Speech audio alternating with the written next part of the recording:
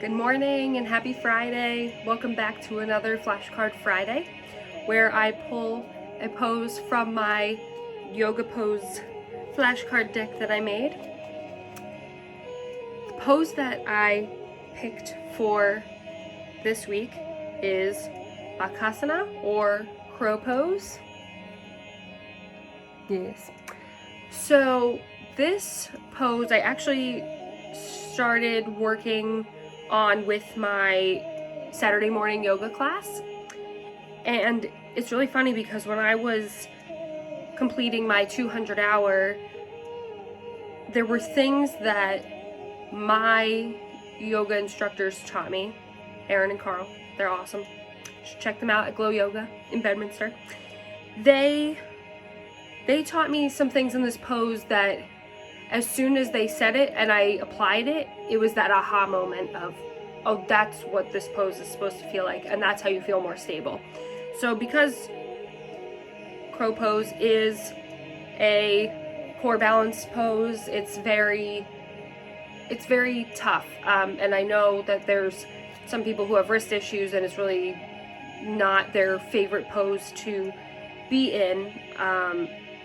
But I just wanted to share with you some of the discoveries that I passed along from Aaron and Carl to some people in my class and how they were able to apply it, and they said, oh, that makes the pose so much easier. Now I will warn you, my carpet is very squishy, so I'm going to do my best with the balancing here. But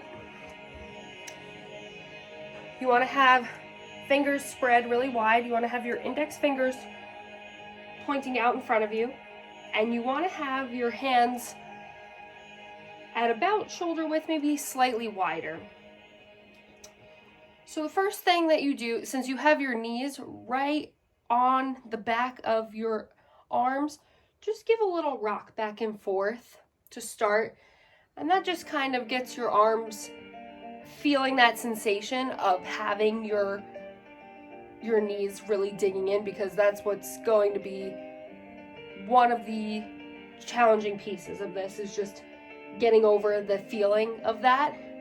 A lot of times some people like to put their knees on the outside of their arms too. It's all preference based, whatever feels comfortable, but if you just start rocking back and forth and feeling that a little bit, and then you can start walking forward, lifting a toe off the ground. You can start doing little jumps so that you get that sensation.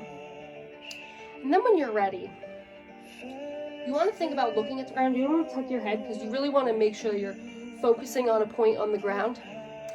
And you're going to feel that if you try to lift up and you're instantly falling back, you're not leaning forward far enough. So you want to make sure that you're really leaning forward. Now I have one foot off the ground right now, and I can go ahead and lift that other one whenever I'm ready, but I don't feel like I'm far enough forward yet. Now, one other thing to take note of is that once you are feeling like you're in a good place where you're not too far forward, not too far back, you want to bring those toes together so that they're touching like this. That's going to help really stabilize, just because if you have your legs out like this, just doing that slight correction, and that was the aha moment, that we had in class, and that I had when I was learning a little bit more about this pose and the benefits to doing it and everything like that.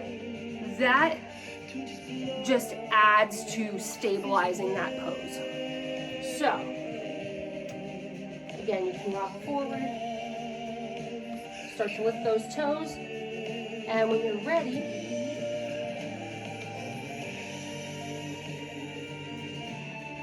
you can hang out right here. I know it's a little bit of a scary pose at first, especially because it is one of those poses that if you haven't done it yet, or if you're not 100% comfortable with it yet, it's a little scary having your face right at the ground, like you feel like you're going to face plant. But the real challenge is actually making sure that you are far enough forward because there's so much weight that's working against you, pulling you back, that you really want to gravitate towards the ground with how much weight you're putting forward into this pose.